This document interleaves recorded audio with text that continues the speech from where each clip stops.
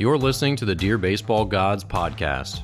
I'm Dan Blewett, and on this show, you'll learn advanced concepts in baseball, explained simply. I'm here to guide you on your baseball journey and help you paddle through what's now an ocean of misinformation, guruism, and overly technical diamond babble.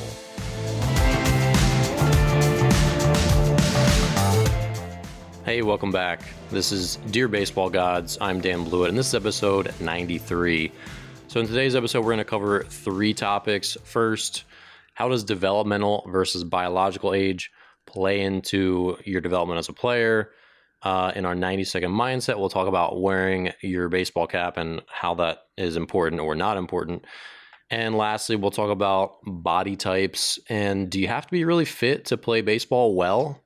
So first, let's be philosophers here a little bit about what does it actually mean to be skilled at baseball or any sport in general? So a really good example here is women's basketball versus men's basketball.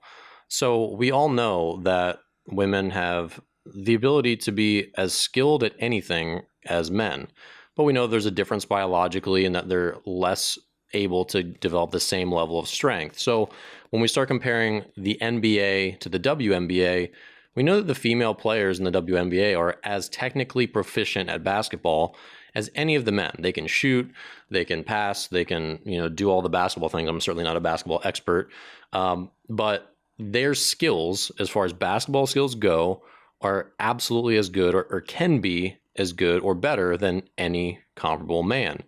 But given the physicality of the game and how many men are towering over them height-wise, are more physical. Basketball is pretty rough at times, as is like even non-contact sports like soccer. Obviously, lacrosse is like a medium contact sport. Even though these sports aren't like football, they're still pretty contact intensive. Like soccer, you're bumping into, leaning into people, like really fighting for the ball. Same thing with basketball. If you've watched the Last Dance documentary about the Chicago Bulls, it's clearly a very physical game, and you can't get to the basket without being physical with other players. So when you started taking some of those other things into account, you can see why the difference in getting the ball into the net would be vastly different if we had females playing in the men's game in basketball. They just wouldn't have the physicality and the height and some of these other things to compete at that same level. Now, in youth sports, we see the same thing in the development of different players. So we can have a 13-year-old who's 6 foot and 175 pounds and throws the ball 75 miles per hour, which is obviously excellent for that age. And we can also have a 13-year-old who's 5'2" and 110 pounds, and he throws the ball 60 miles per hour or 55 miles per hour, right? They're both 13. One of them has a biological age that's probably representative of a 13-year-old. Like most 13-year-olds are probably between 5'2" and 5'8", maybe 5'6", maybe 5'5" is like an average 13-year-old. I should probably know better about this. I'd have to see one to size them up.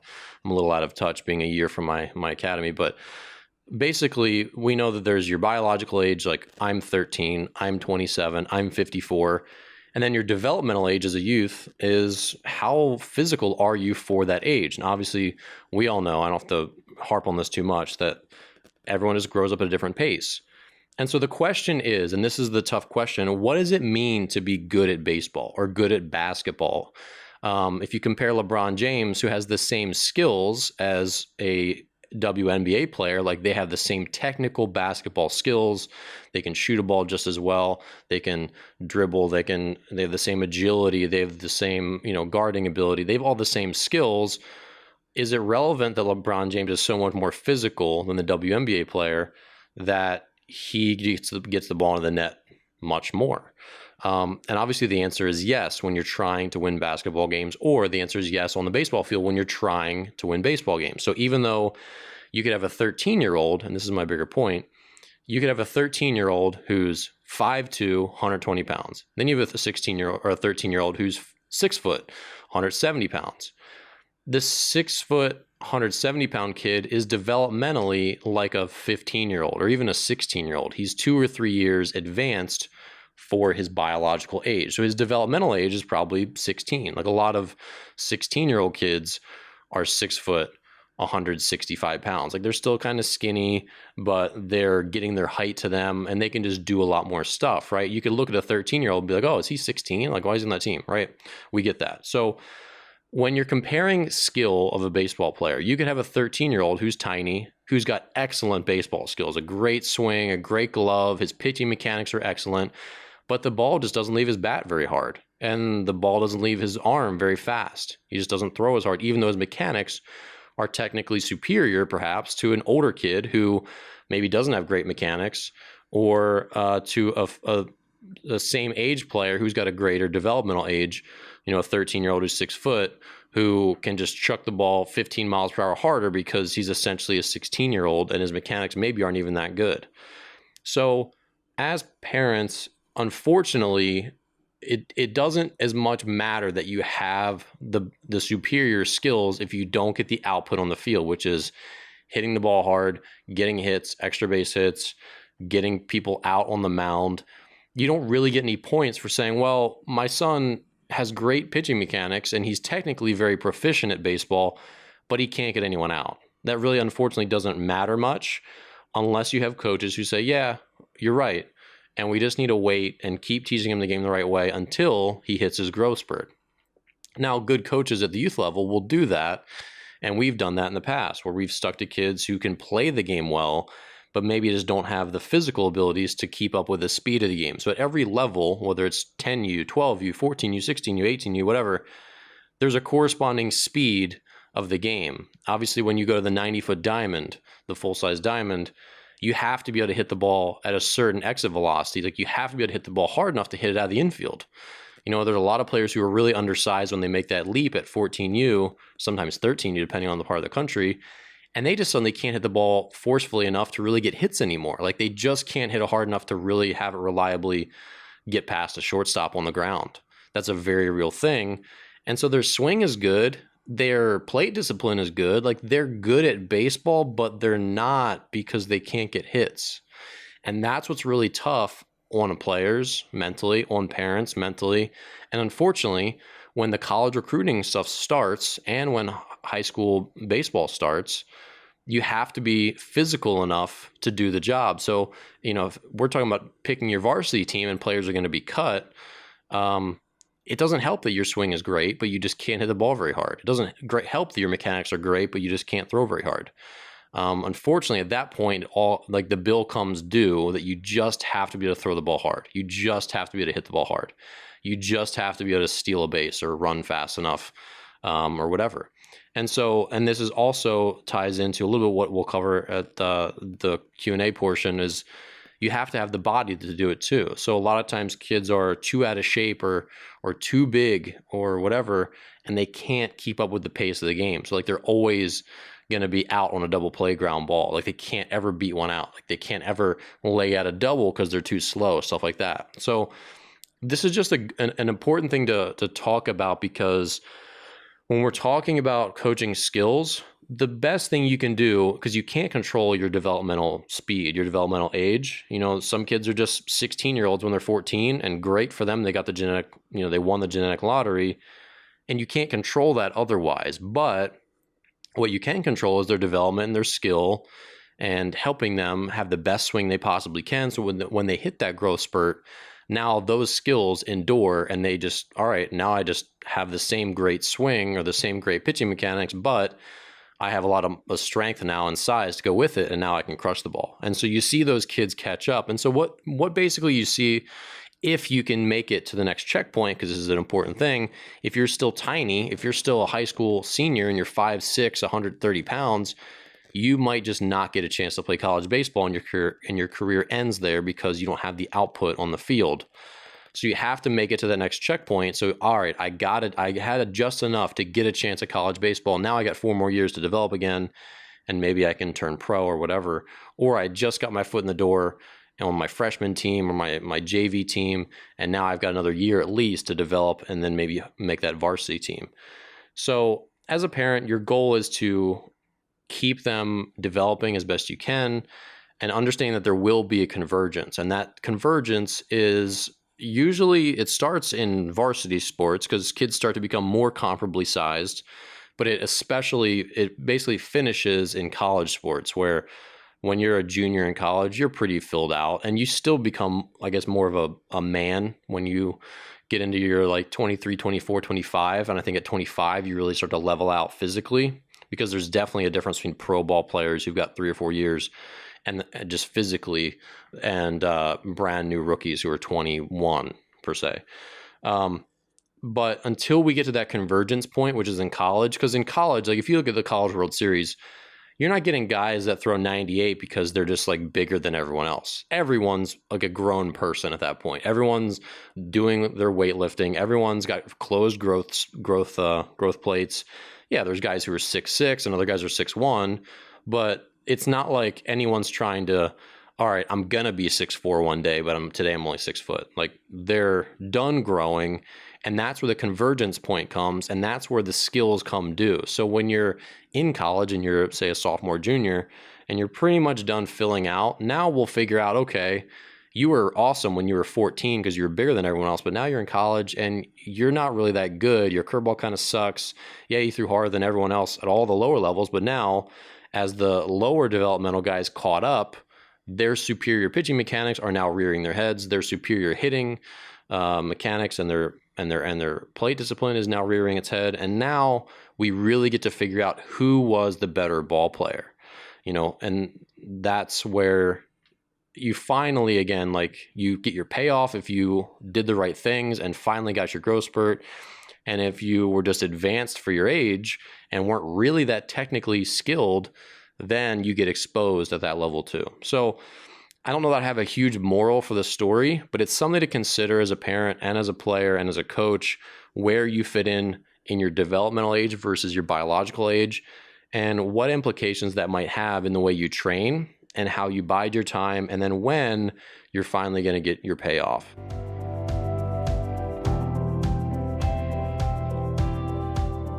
All right, in our 90-second mindset portion of the show, let's just talk real quick about how to wear your cap. So obviously the game is changing. There's more flair. There's more, let the kids play was kind of the thing last year in Major League Baseball. And there's something to be said for being yourself, for being an individual, for having some style, all that stuff. Ball players do always bring, athletes in general, just sort of bring their own style into the clubhouse. It's one of the cool melting pot kind of features. I always got like fashion tips, just like watching guys walk in and like, oh, he's got cool shoes. Like, what brand is that? Like, oh, he's got a cool backpack. He's got a cool hoodie. Like, what brand? Like, you start to learn stuff like that. And that's one of the fun things about the game. You just get to learn a very like melting pot of players. Like, there's guys from California, from Texas, like everyone brings their own style. And since athletes are usually sort of like alphas, they all have their own sort of like swagger, and everyone sort of like steals from each other a little bit. It's kind of fun. But anyway, how you wear your cap is still an indicator to some old school folks about your character, which is disappointing. But in general, it's just good to play it safe when you're at the ballpark. So I wear my cap backwards sometimes, not as much anymore, but I tended to prefer having my bill behind if I'm just like walking around everyday life. It's just like I can kind of see a little better. I'm not, you can see your cap, your bill. But when you're at the ballpark, especially if you're in high school and you're on the recruiting trail, there is still just this weird negative connotation about having your cap backwards, that you're a little bit rebellious, or you don't really care about team rules, or you don't care about looking professional. And there's some validity to that and some and not. But at the same time, your goal is always just to try to look professional and try to give people reasons to not make assumptions about your characters. They can shine. So really just your character and the way you play on the field shines through. And that's true, unfortunately, for every walk of life. And the cap can just kind of be a microcosm of it. So obviously, if you're to show up for a job interview wearing parachute pants and, like some crazy shirt and like, I don't know, had your hair dyed, you will probably not get the job. And I think everyone kind of intuitively knows that, even if you're super qualified. There's just like a conservatism in the workplace and all this stuff, and the idea of being a professional is important. So the backwards cap, I guess my recommendations would be this. If you're on the recruiting trail and you're really hoping to play college baseball, just try and do the little things that probably don't matter. Like, does it matter if you wear your cap backwards? Does it really mean that much to you? If it doesn't, then I'd say just keep it forward. If you feel like hey, this is my style. I want to be who I am. I want any coach who signs me to know that I'm an individual and this is like, I have my own way about things. Okay, so be it. You can make that choice too. You just never know if you had 10 coaches watching you and you have your backwards cap as you walk onto the field and they see you. There is going to be some percentage that makes an assumption that I don't like that kid. He seems like he just wants to be an individual. He wants to stick out. He won't let his play stick him out for him. That was a clunky way of saying that. Obviously on the field, you should never have your cap backwards. Like that's part of your uniform is to have your cap forward. Really what I'm talking about is off the field, like you're coming up to the, you're in practice or you're in pregame off the field, like at a tournament, or you're just in the bleachers waiting, stuff like that. Again, those are not, you can be yourself when you're not on the field, but people still watch and will still make assumptions. So just something to be careful about. And just remember that there still unfortunately is some little stigma of rebellion in wearing your cap backwards. All right, now it's time for our listener Q&A portion of the show. If you have a question you'd like answered on the show, please email a voice recording to hello@danblewett.com.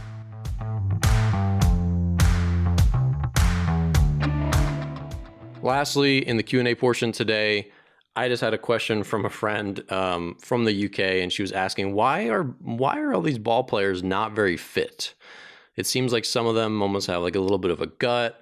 Why do they not have like the fitness that soccer players or like rugby players have? And I thought this was an interesting question to consider, but really what it boils down to is in baseball, the demands are different than basketball or soccer or rugby, where you're just not running your body into this state of, I guess, you run off a lot of calories, obviously. And so your body gets shaped by the sport that you play, right? And so in baseball, you still see the same thing. Outfielders are very fit. Middle infielders have to be very fit because they're constantly on their feet. They're constantly moving. They have to be agile to play the position well. Third basemen also. Catchers tend to be bigger bodied, right? Because they're kind of stationary. They need to have, thick, durable legs. First baseman, kind of the same thing. And they're also not paid to run balls down the hole. And they're also not paid to run out triples, right? So baseball is unique in that if you're a big guy, if you can hit the ball to the fence, you're going to make it to second base. Like they're not going to throw you out at second if you hit the ball over the outfielder's head. And you're not going to third base. Like we get that, right? So baseball shapes the way you are. But I think it's important for young players to have some idea of what is my best body weight? What is my best body shape? How do I play best? Would I play better if I was fatter or less fat? And obviously no one wants to be fat, but some of us can be really good with a little more body fat. Like you look at first basemen in the big leagues, they're probably not sporting six-pack abs, but they're paid to hit bombs. So keeping a little more blubber on them sometimes allows them to be more powerful. You see this in all sports. You see this in, the leanest players in football are probably the wide receivers and the running backs, because again, they have to move. Whereas the players who don't have to move as much, who have to put out more force, are going to have a little more body weight, just like a bear would, right? To be intimidating and to hunt certain animals. So, this is always going to ring true in more physical sports, and baseball is really more of a power sport, especially at the corner positions, like first and third base, catcher, and corner outfield. Those guys are going to hit for power a little more than the center fielder. So typically the center fielder is smaller and more agile and fast twitch. So just remember, you'll see outliers like David Wells was a fat guy. I mean, CC Sabathia, also pretty overweight. But if you took 40 pounds off CC Sabathia, is he a better pitcher? It's not clear that he would be.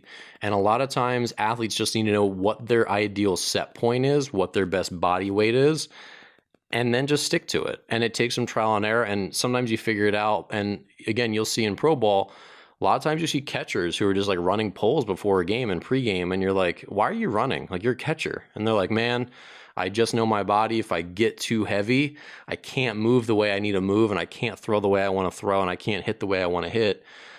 So really good players at the highest level, they know what they need to do to be at their best level of baseball fitness. Well, that's it for today's episode of Dear Baseball Gods. If you enjoy the show and would like to support me while improving your baseball IQ, buy one of my books or enroll today in an online pitching course. Sign up for any of my courses through the links in the show notes and save 20% with code BASEBALLGODS just for being a listener. My online courses walk you through pitching mechanics, strategy, learning new pitches, and mental skills training. They're start to finish an amazing solution for pitchers, parents, and coaches who want step-by-step instruction. Pitching Isn't Complicated, my first book, is a thorough pitching manual with strategy, pitch grips, mechanics, mindset, routines, and other high-level pitching concepts. Not sure what your son is in for if he falls in love with the game? Dear Baseball Gods, the book, is my memoir, a story of growing up in the game, persevering through injuries and setbacks, and struggling with identity when I finally had to clean out my locker. Buy a copy today via the links in the show notes, available in paperback, Kindle, and audiobook if you just can't get enough of my voice. Be sure to subscribe to my weekly email list where you'll get updates on all my new videos and episodes. Nearly 4,000 people get my emails, and you should too. Sign up through the link in the show notes. Lastly, who do you know who can use some good advice? Please share this podcast with a friend, subscribe on iTunes, Spotify, or wherever you listen to podcasts, and subscribe to my YouTube channel where you'll find this podcast and hundreds of baseball instructional videos. As always, hustle and stay pious. I'm Dan Blewett, and I'll see you next time.